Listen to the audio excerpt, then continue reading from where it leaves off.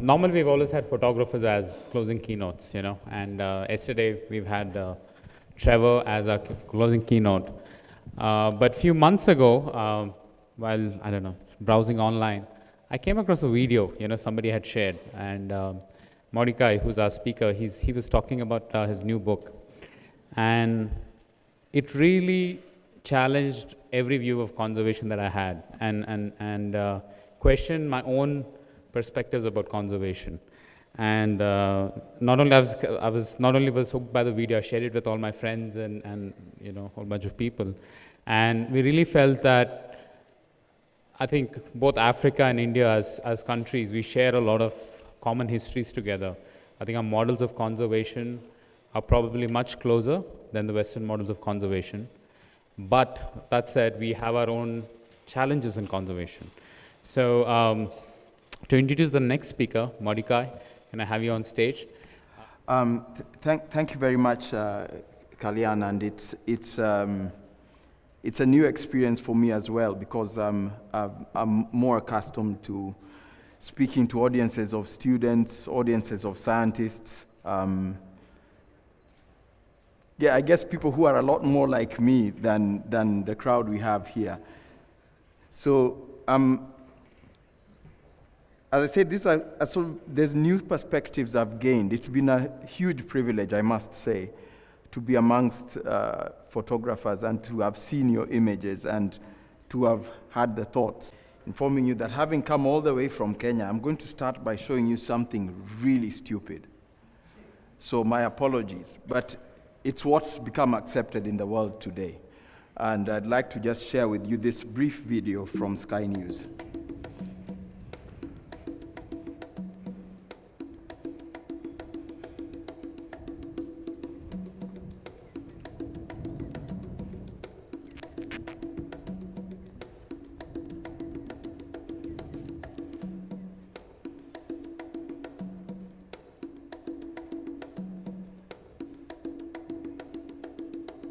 This is Sudan. He's the last northern white rhino left on the planet, the last male.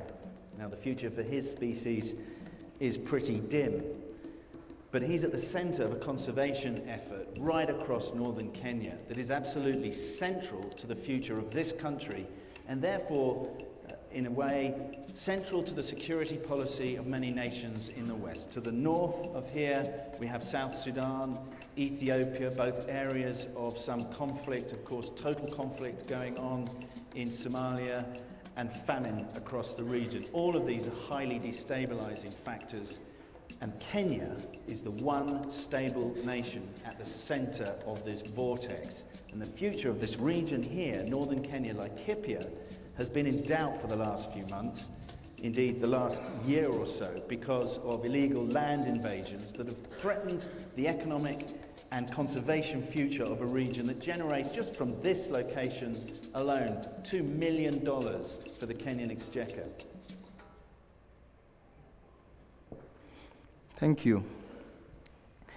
Now, I'm from Kenya and I'm from Laikipia. And if there's anything more stupid than that ever said about Laikipia, I hope I never hear it. But this is where the big conservation lie comes from.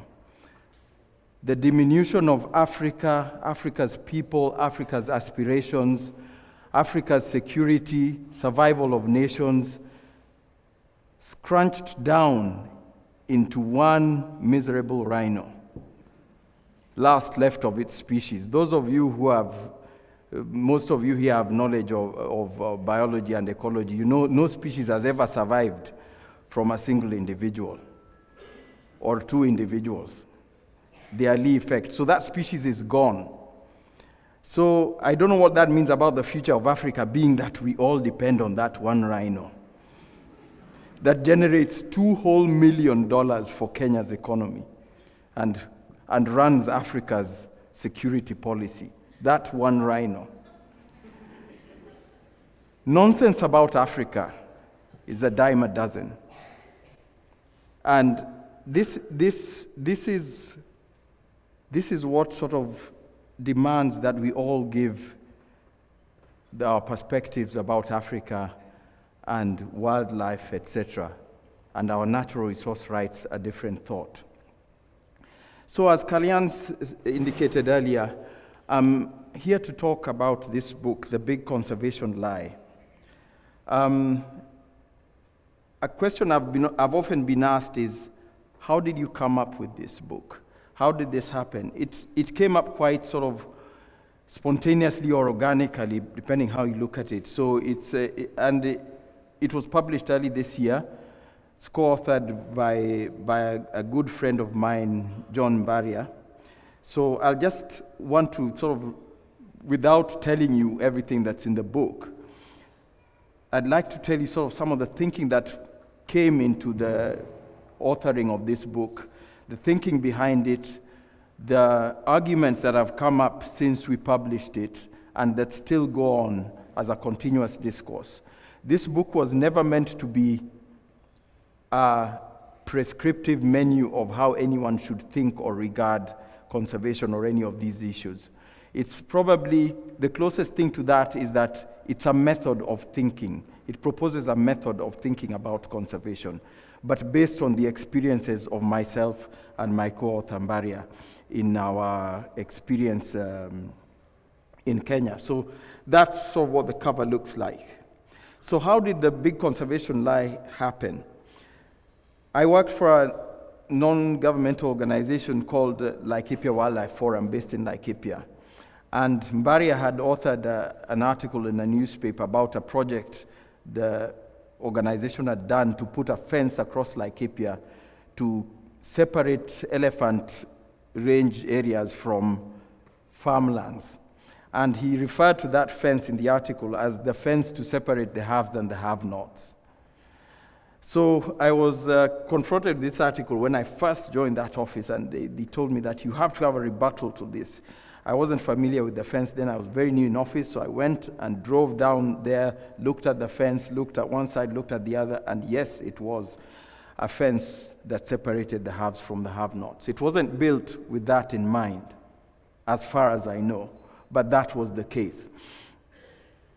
So we started talking from there, and we became friends rather than adversaries. And we had arguments, discussions, and eventually we started talking like, why don't we write a book? Especially because I'm from within the conservation world, and he was an outsider looking in. I thought that sort of hybrid vision would come up with something robust. So this is Laikipia County in Kenya, 10,000 square kilometer area.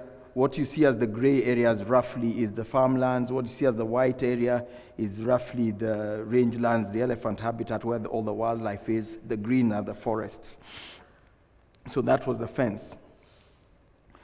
So a few words about Mbaria. He's a trained spatial planner and still active in that field on consultancy basis. He's an award-winning journalist and special correspondent on environmental issues for several publications. And above all, he's a scholar of African culture and quite an authority on the culture of many ethnic groups, particularly the Kikuyu group in Kenya. And he now refers to himself as the name Gatu Mbaria. So if you look for John Mbaria, you're not likely to find him these days. Just also to share the blame, I'd like to introduce you to the publisher, one Skeeter Wilson. Yes, if this book is a problem, it's not me alone to blame. He's an independent publisher, born, brought up in Kenya, and we'd say sort of abducted, taken to America. He's a student of Kikuyu culture and history and an African scholar, a very intelligent man and a very good guide on what we finally came up with. So we met in Nairobi and talked about this, and the Big Conservation Lie, the book, happened. Chapter 1, this is an excerpt from the book. Have you ever seen a black man on Animal Planet? Those of you who watch Animal Planet. If you have, you may have, because I don't watch it every day, but it's a rare occurrence. And this little fact points to a much wider perception of what wildlife, what animal life is, especially in reference to Africa. So we looked at conservation thinking. And in the West, again, here I'm in India, I'm sort of seeking to learn how similar or different the experience is here. But in Africa, we are sort of regarded as the client states in conservation practice. And the West are largely the practitioners, the policy guides, the people who set up the structures, etc., and who provide a lot of funding. So in the West, those of you who've been to Europe and the US, you know that conservation people are, they drive Subaru cars, they cycle, many are vegans. You know, they're on the left. So they're on the left in the West, but when you come to Africa, conservation is on the right, and this is the explanation. When in the West, your lane is on the left, you're liberal, you're peaceful, you're green in thinking, in talking, you're inclusive, you love everybody, despite the fact that not everybody is lovable. You're proletarian. This is the caricature. I'll talk to Rohan to draw one sometime. But that's what conservation people are in the West. And then you see that this is the website of Africa Wildlife Foundation, where it says donate. There's a love heart, because this is the sort of thing we are cultivating. We want you to love these animals, love the wildlife, love Africa, fall in love with it all. My facial expression explains just what I think about that. Where does the money, once you love them and give the money, where does it go? There, former commando turns conservationist. It's just a screen grab. It goes towards the militarization of conservation in Africa. We have former commandos, former special forces, defense contractors. We don't know about their discharges from the military, whether they're honorable or dishonorable. But they're now getting involved in conservation. These are not people who are trained in law enforcement. They're trained to kill. They don't carry handcuffs. They carry tactical weapons. And conservation now is being turned into some sort of slow-burning, simmering war across Africa. Indeed, there are movies that imply that. So in Africa, we transition seamlessly to the right. Conservative, you're militarized, you're green and brown, fatigues. Exclusive. Exclusive is really forcefully elitist. It belongs to a certain group of people. It's intrusive, it's oppressive, and it's often racist. And the racial divide in it, the racist aspect of it, is what most terrifies people. No one wants to talk about it. I've had people come up to me like, we know this is a problem, but why are you saying it? You shouldn't say it like that. We all know it. Let's deal with this thing quietly. No, racism is not acceptable in the world, whether it's in banking or law or education or business. It's not acceptable. Conservation should not see itself as anything different ethically from the rest of the world or the other professional fields. The other thing is the organizations involved are having what I think is a very insidious affinity for birth control.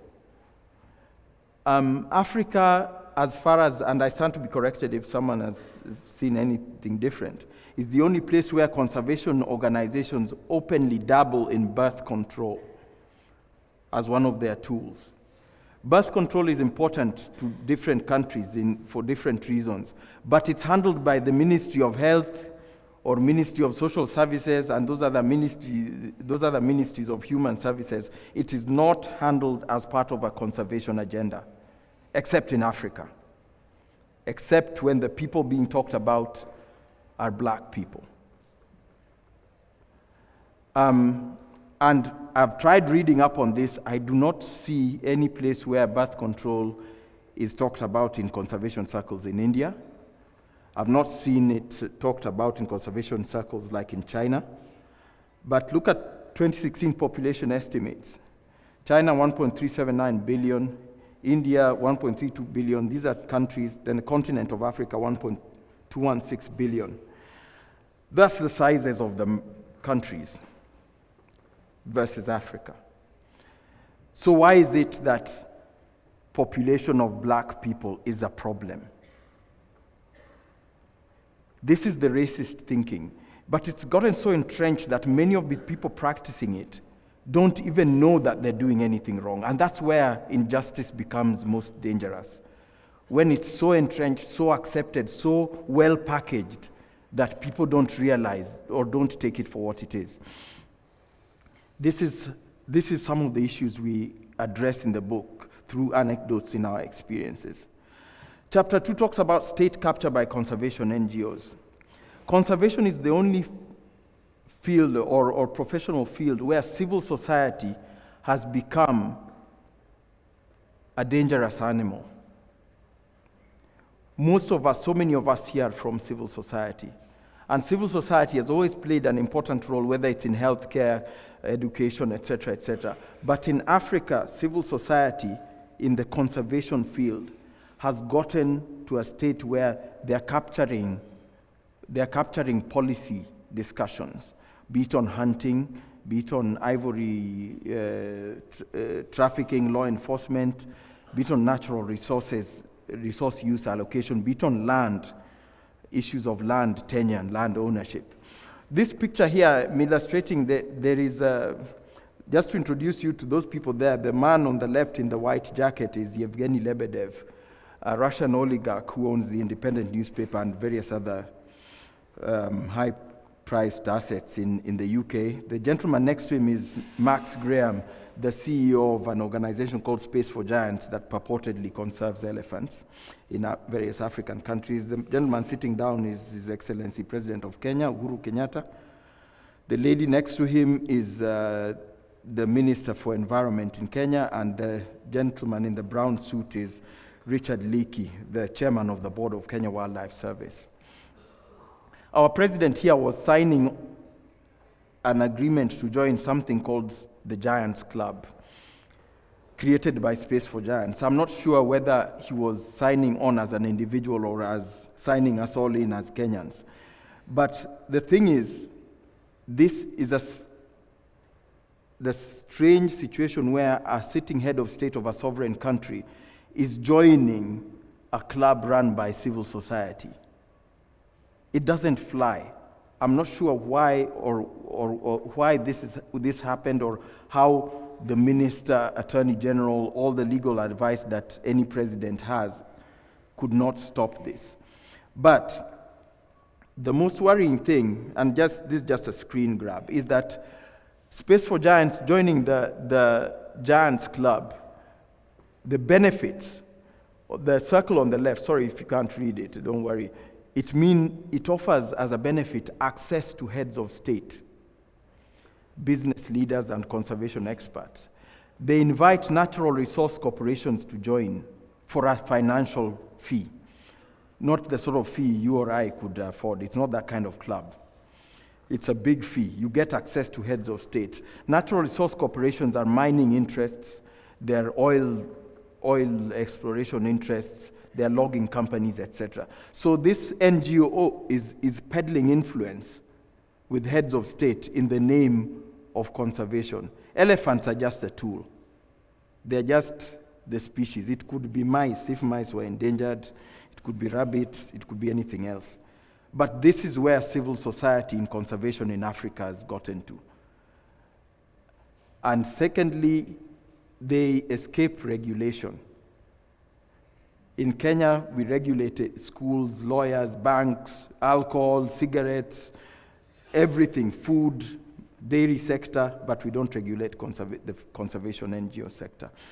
This is a problem, and our president is not the only one who signed on to this. The presidents of Gabon, Uganda, and Botswana, as far as I know, have all signed on.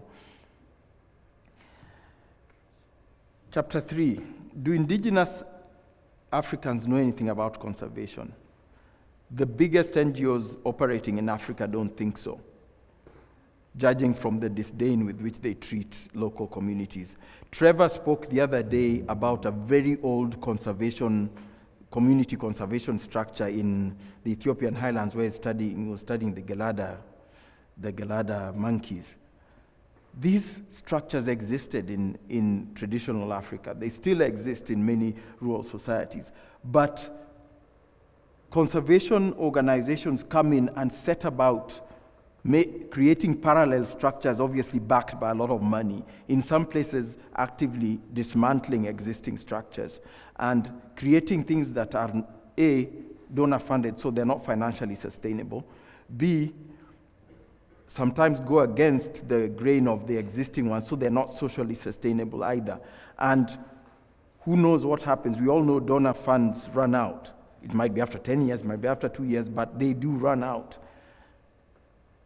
Then they leave chaos. So we need to take a closer look at the policy. What policy do these organizations have? What's their strategic plan? So we ask a lot of questions about this in the books, and I'd urge you all to look more closely at what goes on behind what seems to be a conservation initiative. I'll just invite you to watch this online, this video, Conservation's Dirty Secrets. It's about a violent takeover, violent eviction of some pastoralists from an area of Ethiopia in the name of conservation, backed by African Wildlife Foundation and the Nature Conservancy. Houses were burnt. From reports, women got raped, people got killed. And these, remember, in the West are the peaceful, loving people. That is the duplicity we have to deal with in conservation now.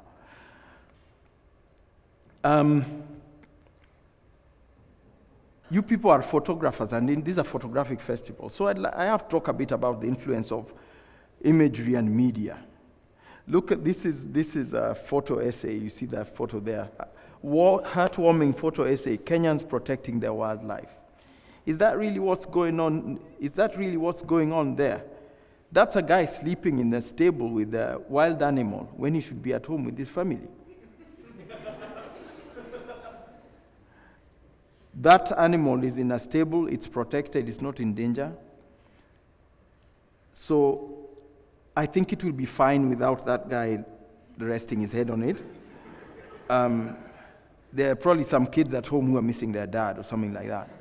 But this is the nonsense that the triumph of marketing, the investment conservation organizations make in marketing and blogging, etc.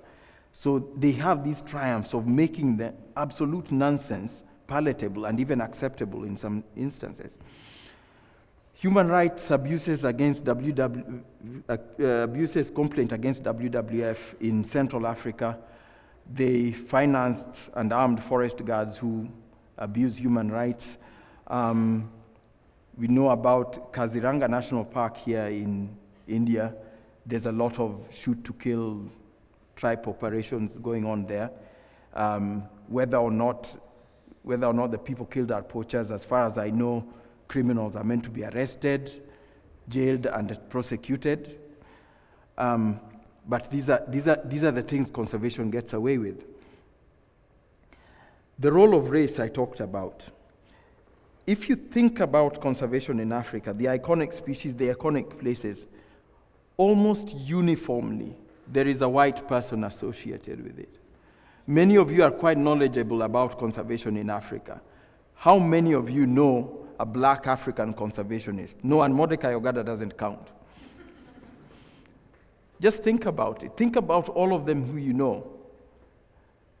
Whether it's someone working on elephants or chimpanzees or lions or whatever, how many of them are black? I'm glad to see that the problem, if such a problem exists here, is sort of more subtle. The experts I know on various Indian wildlife species tend to be Indians. So it's not nearly as deep a problem as we have in Kenya and the wider African continent. That's George Adamson, considered to be a great lion conservationist. He hand-raised some lions way back in the late 60s. The fact that he got those lion cubs by killing their mother is disappeared somewhere in the story. But now he's considered this icon. You see even the backlighting is like a demigod. So Kora National Park is a beautiful landscape park in Kenya. But Kenya Wildlife Service had produced this sticker illustrating George Adamson as being the great thing about Kora, the fact that he lived there. The mountains, the animals, the landscapes don't matter as much. George Adamson is the reason you should go to Kora. The white face of conservation in Africa came down from the days of explorers, where explorers purportedly walked long distances across Africa, although illustrations like this suggest otherwise. They discovered for us the Nile, they discovered Lake Victoria, they discovered Mount Kilimanjaro and introduced us to those features.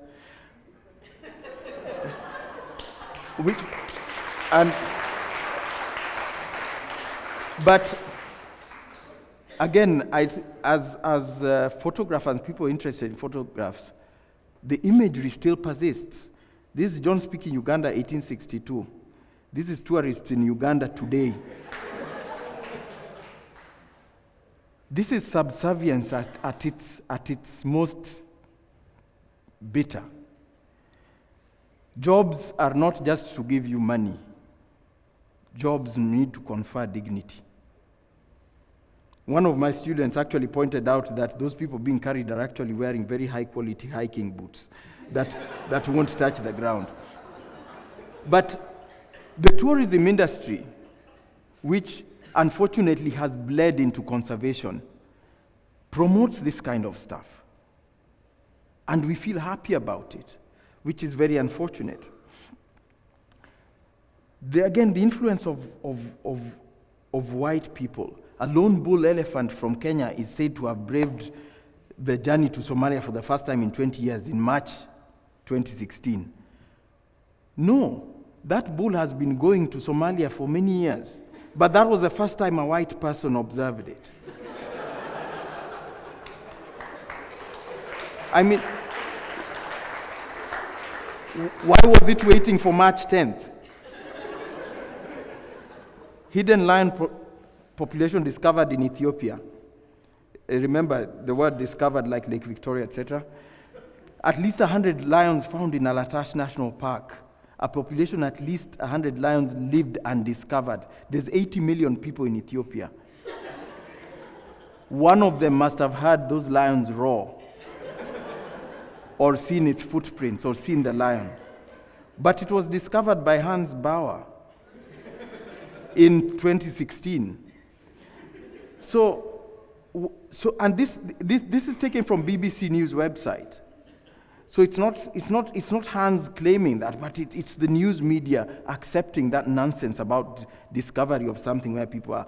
Asia is not immune either. A new population of rare tigers was found in eastern Thailand, BBC 28 March 2017. But it's endangered from poaching.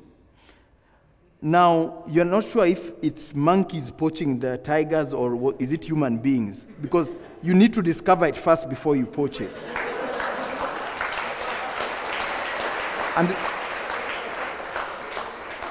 But that again was the first time white people observed them, so they never existed before that. So this is something we need to grow out of, and it's nice to laugh at it, because in Kenya it's not right for people like my age to cry about it, so it's better to laugh. Look at the icons. Jane Goodall, again, British lady studying chimpanzees. She's done a lot of work. She's considered the hero of primate conservation and conservation in many other sectors. But some of the things that her foundation has done, like suppressing information and action on on chimpanzee predation on human children. This thing never appeared in the press. No action was taken. One of the incidents actually involved one of her research animals. Snatched a baby from a mother. But you all know Jane Goodall. She's a wonderful person. Those of you who've had the privilege of meeting her, none of this shows through, but it's still underneath. Diane Fossey was murdered in Rwanda in 1985. She was a guerrilla conservationist. She ran anti-poaching militia gangs which were kidnapping and killing people. She eventually got murdered. It was called a robbery, but nothing was taken. But she's still considered to this day a hero of guerrilla conservation. Daphne Sheldrick hand-raised 160 rescued elephants over 50 years. There's no ecological basis for that rescue. I mean, I just visited a rescue center today that rehabilitates these dancing bears. They're taken from people who are holding them, etc. That's rescue. When you pick a baby elephant from the bush because it might get eaten by hyenas, that is kidnap. The baby hyenas also need to eat elephant meat. So that's not rescue, but it's called rescue, and people love it. She's the author of the One Elephant Killed Every 15 Minutes campaign, which I'll get back to. And a significant proportion of elephant conservation funding to Kenya goes to her foundation for this work. Ian Douglas Hamilton linked elephant poaching to terrorism. That link is responsible for the blank check of money that flows to elephant conservation in Africa today. That link doesn't exist. And vilified China as a driver for poaching, rightly or wrongly, got funding from China, now praising China. Involved in tourism business, the bleeding of tourism into conservation. This is a movie by Brian Christie, Warlords of Ivory. Talks about links, some radio-tracked fake ivory tusk, radio-tracked as poachers carried it into Sudan, showing that it went to Boko Haram or some terrorist groups, etc. Nonsense. He even claims in that movie that the president of Sudan is trading ivory because that fake tusk was tracked across the border of Sudan. That's absolute nonsense. But this is a movie for which, supported by National Geographic, for which he has won several awards. He claims he came with that fake tusk. He got arrested by customs officials in Dar es Salaam who couldn't recognize the difference. He even has footage taken of him sleeping in the cell. If you ever have the misfortune of being arrested in Africa, you will not be filmed in your cell. You will not have shoes, much less a movie camera and lights. So it's a movie, acted out, but it's to perpetuate the myths because the world has been habituated to these myths. We've become addicted to these myths because they're so romantic. If we could treat them as the movies they are, it would be fine. But they actually drive policy now. One every 15 minutes. This claim about elephant poaching does not stand up to mathematical examination. The elephant population would not last 10 years. And indeed, they're claiming at this rate, there'll be none roaming in 2025, if you see the bottom there. Who wants to bet that 2025 will have African elephants? And we are not sure if this one every 15 minutes includes the one killed by rich white hunters. Or is it just those killed by poor black villagers? We don't know. But these ones are okay. These are not a problem. Conservation education, it strives in Africa not to educate the local population about natural resources, the importance of their biodiversity. It strives to create in them the vision that Westerners have of these animals, to create a new vision other than the one they have every day. So you find yourself going and telling kids that elephants are great because Tourists come to Kenya to see them, and they pay a lot of money. Yet the same kids you're talking about to these elephants, they meet elephants on the way to school every day and have to run away. So what you're telling them is nonsense. They know about elephants.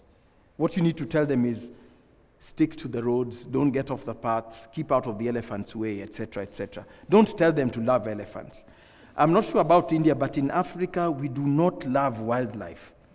We revere them, we admire them, but we do not love, we do not have any need to cuddle them. We do not love these animals. That's nonsense.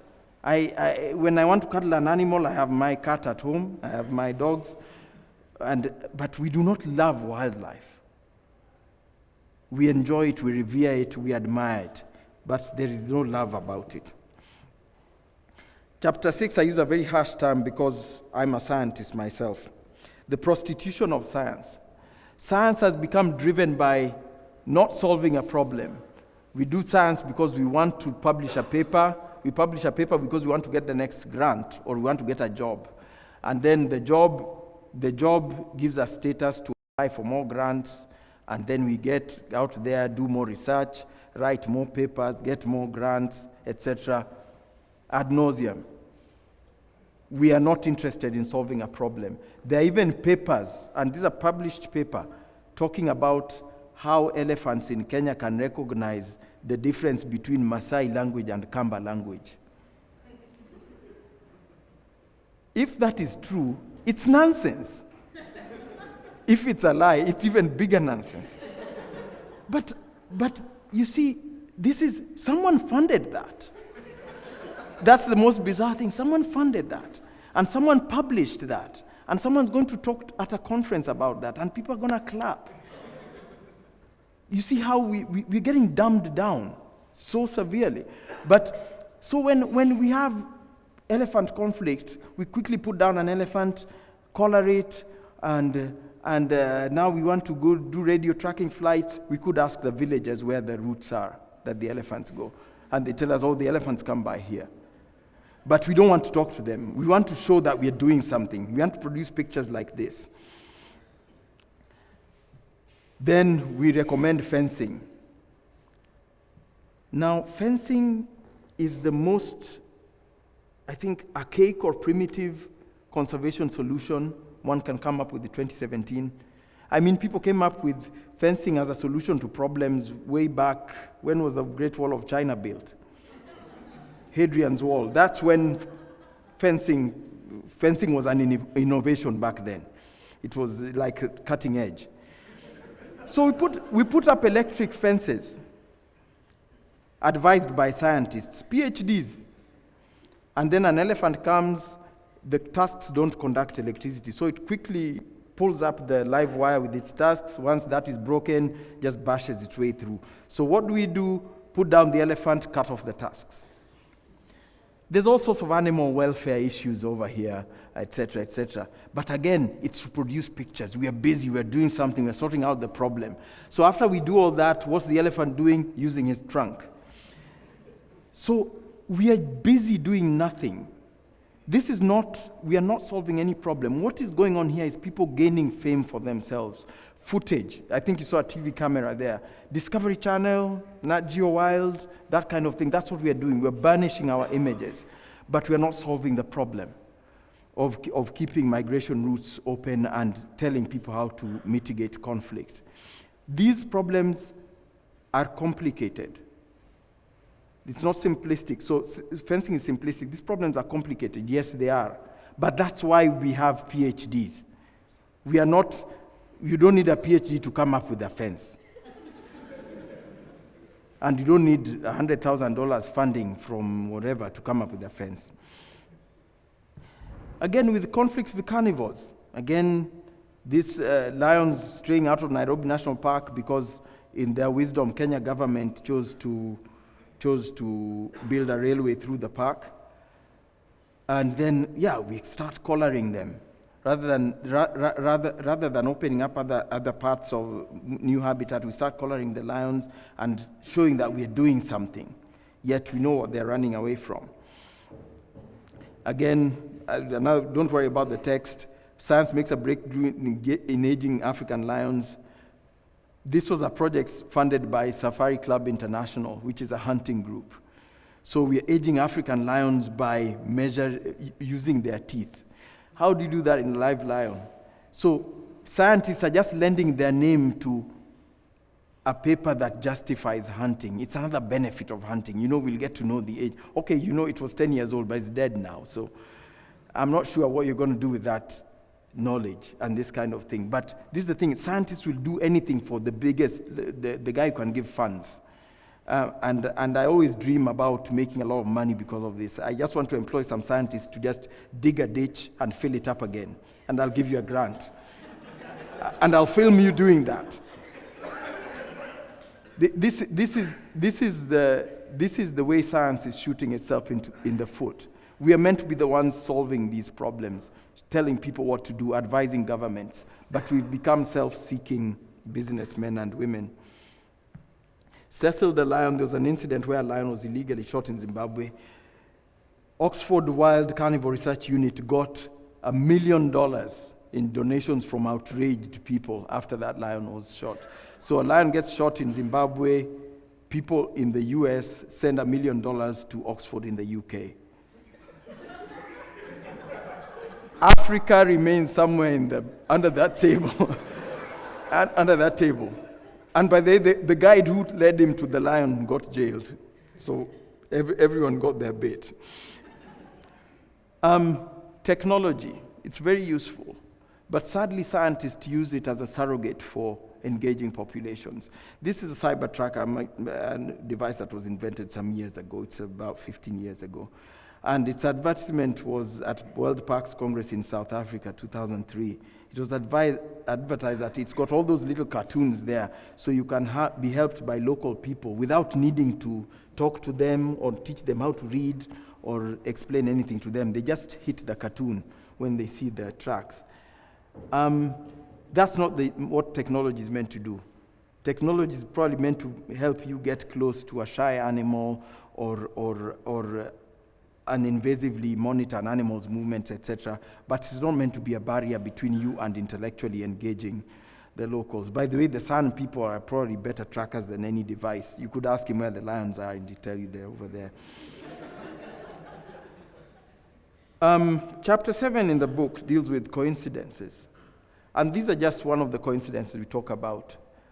The map on the left is oil exploration blocks in Kenya. The map on the right is the areas where community conservancies are being set up. There is a significant amount of overlap. Some of those conservancies are being set up in places where there's no significant wildlife, where there's no tourism, where no one will pay money to go. And the ones in the northwest of Kenya, those conservancies are actually funded by an oil exploration company. So, whoa, wait a minute. When did oil exploration interests become funders of conservation in the same area? This is a very sort of morally gray relationship we have here. And the people who pay the expense for this are the local community. Because the oil exploration company, when they need to pay money as corporate social responsibility, they don't pay it to the locals, they pay it to the conservation organization. So profits don't go to the locals. The locals, it's a lose-lose for them. So again, I've shown a lot of images. What's the role of images, positively or negatively, in creating this? I think we can see how images can be powerful and make perceptions. I'm not sure how many of you are familiar with this magazine. It's a conservation magazine in Kenya, the magazine of the East Africa Wildlife Society. I was on the editorial board and I quit because of that cover. People are capturing baby chimpanzees and selling them off to the pet trade, for the pet trade. Very bad. But to call that slave trade, slaves were people. Slaves were people. It was a very sad chapter in Africa's history. and they were put in chains like that. So to call the abuse of an ape slave trade is to sort of blur the line between human beings and these wild animals, or to somehow compare the chimpanzee to people. I brought it up and the editor didn't see what my problem was. So the cover, they ran the cover, and I stepped down from there. But this is, imagery is meant to make, this shows that people have stopped thinking about what images portray. And this is why, this is one thing I've really appreciated here, that images are being judged on what it makes one think, what it makes one feel, not just the positioning of the subject, this sort of eye candy type images. That is very important. More, in my view, more important even than the technical quality. The image on the left there is obviously very old, very blurred, but the message is very powerful. And that's the role images play in our perceptions. Look, proper consumptive use of wildlife. Hunting or culling with high-powered, high-cost, high-quality weapons. Consumption of quote-unquote game meat at high-end restaurants, a sport luxury activity. Improper consumptive use. Poaching, quote-unquote, with cheap, crude, and cruel, quote-unquote, weapons. Consumption of bushmeat at camps and local markets. It's a survival activity. What's the difference? It's the color of the skin of the person who's doing it. Many of you have read about bushmeat. How many of you have ever heard of a white person eating bushmeat? Never, ever happens. It's never said. It's like poaching. How many have heard of a white person poaching? Never. It's never said. White people illegally kill wildlife, wherever it might be, but the word poaching is never used. White people eat meat from wild animals, wherever it might be, but it's never bushmeat. It's game meat or venison. This is a creation of the press. This is a perception created by images and reporting constantly that we are fed on. That's why that person is called a sportsman, having shot that lion in its prime and paid for it. But those are called poachers. If you look carefully, they've captured a duiker, and they are obviously dividing the meat, including everything's going to be eaten, even those entrails and everything. But they are referred to as poachers. And this is what the media is doing. This is what images are doing. This is what headlines are doing. And this is what we must see beyond. We must see beyond the images. Like, it is said, physiologists say that seeing is not done by the eyes, it's done by the brain. That's why when certain part of your brain is damaged, you'll go blind despite the fact that your eyes are perfectly intact. So we have to start seeing with our brains. Old colonial images in Africa, white settlers burnished their images and expressed power by killing magnificent wildlife, like looking at those tusks. And they took photos like this to express power and dominion, not only over the animals, but over the land and the people.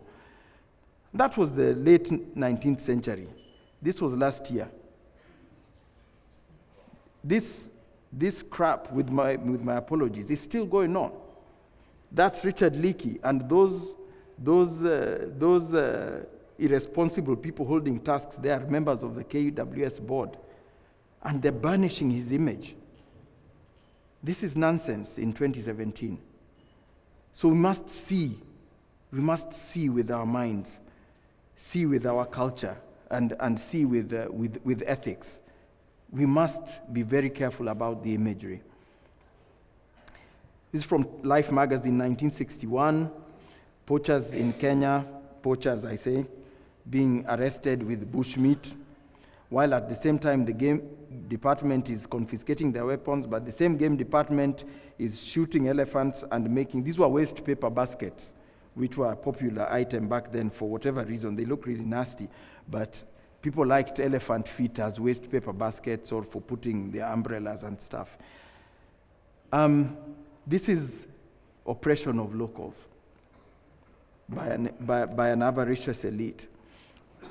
Same time, Nairobi had taxidermy shops, but hunting was banned in Kenya just in the late 70s, preparing mounts and trophies for clients, wealthy clients abroad, several endangered species there, but as you see, the arrests were going on. Look at the local cultures. Maasai people are put under pressure by conservancies, and pastoralist communities are put under pressure by conservancies. You're told, get your livestock out of here. Livestock is such an integral part of pastoralist identity. I barely understand it myself, despite the fact that I've studied it and I've got pastoralist friends. I've had pastoralist friends for many years. Yet, that part of their culture is absolutely rejected by conservation. Yet, conservation wants them to dress in cultural costume to serve drinks and food at lodges. We cannot be so arrogant. We should not be so arrogant. So we admire this when he's serving us tea, but when he's keeping his cows, which are his livelihood, we don't want his culture. This was an image from earlier this year taken in Laikipia in The Guardian, who said poachers running amok in Laikipia, etc. That's not a poached elephant. If it was poached, the tusks wouldn't be there. That was killed because somebody was pissed off. But we pretend not to see that message. We call that poaching. Again, that one I showed you that earlier. Again, these advertising brochures, very well composed images.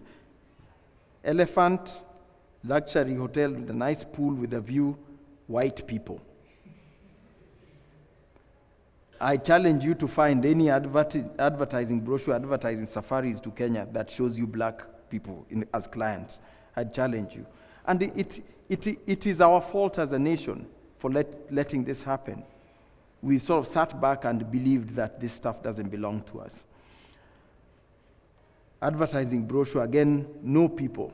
And this, I know some of these places, and there are villages, but Photoshop is a wonderful thing. As you photographers definitely know, you can remove villages with Photoshop. You can remove herds of cattle.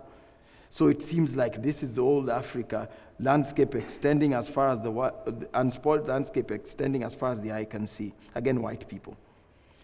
You see this, occasionally you do see black people, but they're usually very dark complexioned. They're usually not wearing a shirt, and they're just props. Yes, yeah. They're just props.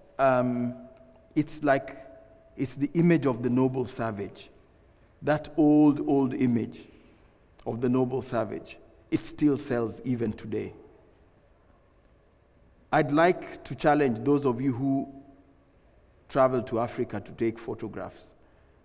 Come back with some photographs that show us the people interacting with that environment. Don't come back with these beautiful shots of leopards and lions and elephants alone. Show those goats, those cattle. People need to know that, hey, there's people in Africa. And if you don't want to see African people, don't go to Africa. You can see that animal in a zoo.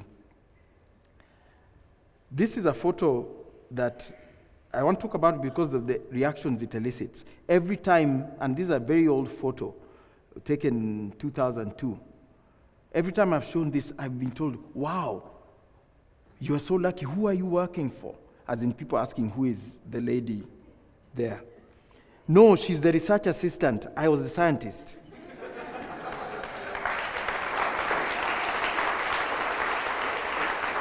But that reaction comes uniformly as a reaction to this photo. But that belief, that shows just how deeply entrenched that belief is. And this is the hurdle we have to overcome.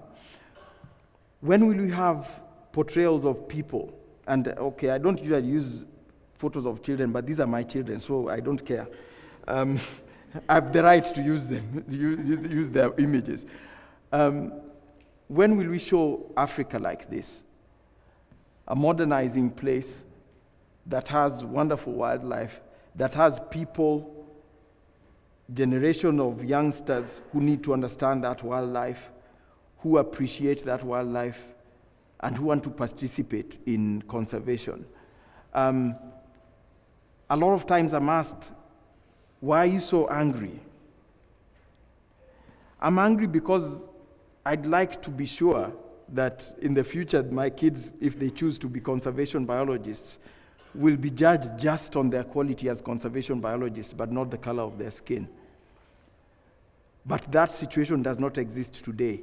Today, you look up any conservation jobs in Kenya, and let me tell you, how do you tell they want a foreigner?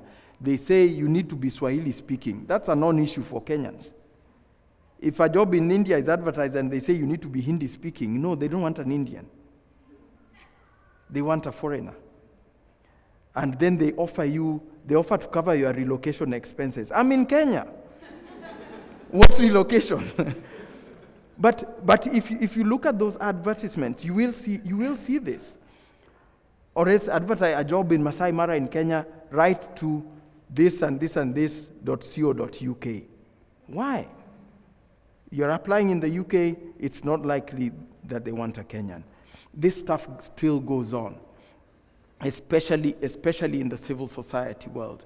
So there's a lot to be done, and we can't waste any more time. We really must address it. I've talked to some people, and I know these problems are present in India as well. But the issues are more subtle here. The divisions are mostly class, hierarchical, professional seniority, etc. But the divisions are there. There are certain people whose word is gospel or the law as far as this issue is concerned. It happens everywhere. And it is individuals or tourists will never conserve or destroy environment.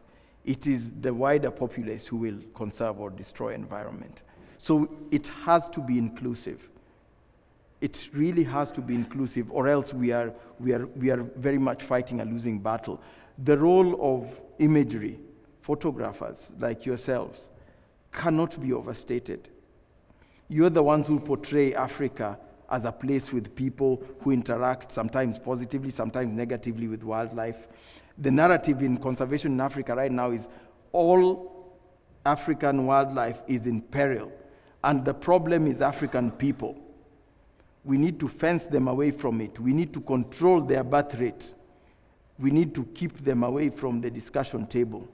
We need to make movies about Africa without them. We need to raise money to buy guns to shoot them on sight if they're in the wrong place.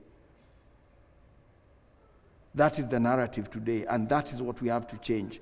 That is the big lie in conservation, that wildlife, that natural heritage is owned by some people from some faraway land, and the people who live close to these animals don't matter. But nasty as that narrative seems, it sells so well. Right now we're in a situation where the amount of money that comes in as donor funding for conservation in Africa is very close, if not more, than what comes in as earnings from safari tourism. It is that much. There are single NGOs that have grants of $20 million US. A single NGO. I don't even know how many NGOs there are. I don't know how many grants that NGO has. But I will tell you, we have all this foreign funding, and none of it goes to any organization that doesn't have a white face in its leadership. You won't get the money. And if this talk is broadcast on the web, I hope those people those donors watch it. And I'd love to be proved wrong. But they will not give money when they can't find the white face in there. Simple. So these are very serious challenges, and they're difficult to speak about, but we must speak. Human history has never been changed for the better without going over difficult situations or steep hills. That is how countries won independence. That's how human rights were won. Sometimes people died, people suffered, and it is costly. Some of the people I've talked to, I know it has cost them in terms of research jobs. It has cost them in terms of papers being published. It has cost them in terms of research publications, grants. It has cost me. I know how much it costs professionally. But it has to be done because, as we all claim, we are trying to leave this world a better place in our various fields. So it's really important. I'd like to acknowledge my co-author, Skeeter Wilson, Trevor Hara, John Nyaga, Eddie Obinju. These are people who are involved in producing the book. Nature inFocus for inviting me and taking me out of my comfort zone. Thanks, Kalyan, Rohit, and especially Anuradha. There's a group we call the Errant Natives. I've identified a few errant natives here as well. They're people who go against the grain. So I use that as a term of high praise because it's costly. It's costly to speak out. You have to be brave to speak out. So I acknowledge them for speaking out and trying to make things better. And thank you all for your attention.